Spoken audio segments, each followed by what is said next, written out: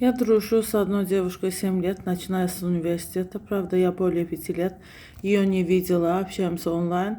В последнее время она все силы тратит на тяжелую работу. В пункте выдачи интернет-магазина может по несколько дней не разговаривать с другими людьми. До этого она перенесла тяжелую болезнь и непростую учебу в университете. Выгорание настигло ее. Я всегда поддерживала ее, как и она меня. Сегодня подруга написала, что не хочет продолжать общение со мной.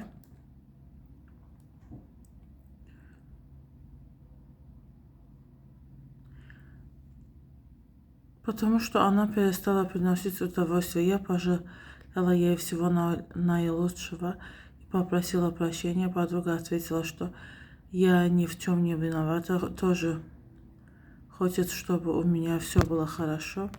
Я сказала, что если она захочет снова общаться, я всегда на связи.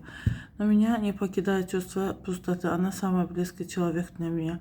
Думаю, что рано или поздно подруга будет снова общаться со мной.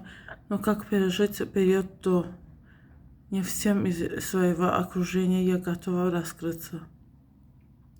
24 yaşlı qızdan gəlib etiraf.